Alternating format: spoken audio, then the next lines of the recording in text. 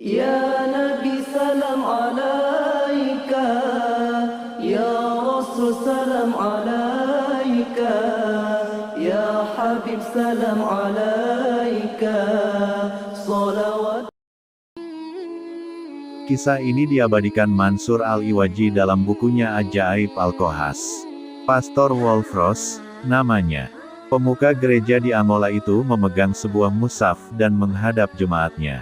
Ia kemudian melemparkan mushaf itu ke lantai dan menyiramnya dengan bensin. Orang-orang memperhatikannya dengan serius, saat Wolfros menyalakan korek api. Namun entah bagaimana, tiba-tiba tangannya tersulut api dari korek itu. Mungkin tadi tangan itu terciprat bensin saat menyiram mushaf. Tangannya pun terbakar, sedangkan mushaf tidak jadi dibakar. Tersentuh api pun tidak. Menyaksikan peristiwa itu, para jemaat tercengang keheranan. Tetapi yang lebih heran adalah Wolfros sendiri. Ia memikirkan peristiwa itu, dan mulai menyadari betapa ajaibnya Al-Quran. Ia yang ingin membakar Al-Quran, justru tangannya sendiri yang terbakar.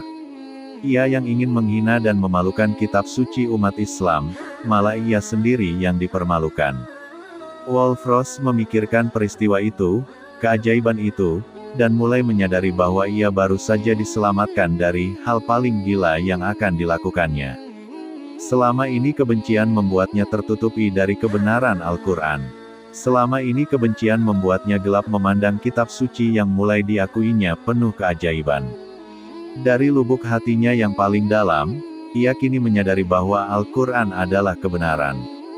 Wolfros pun kemudian mengikrarkan diri masuk Islam. Membaca syahadat, masuk Islamnya Wolfros membuat lingkungannya gempar. Betapa tidak, ia yang dulunya paling gencar memusuhi Al-Quran, kini menjadi pengikutnya. Ia yang dulunya paling membenci Al-Quran, kini mengakui kebenarannya. Ia yang dulu berniat membakar Al-Quran, kini malah tunduk kepadanya. Ia masuk Islam, menjadi mualaf, mengakui Al-Quran sebagai wahyu ilahi dan kitab suci. Tak lama setelah keislaman Wolfros, pemimpin Gereka Angola Yakoub Musa pun menyatakan masuk Islam. Keislaman keduanya diikuti oleh masuk Islamnya sekitar 200 orang lainnya. Selain memimpin gereja, Yakoub Musa adalah sekretaris jenderal lembaga misionaris di Angola. Ia memangku jabatan itu kurang lebih selama 22 tahun. Begitu masuk Islam, ia kemudian mengundurkan diri dari jabatan tersebut.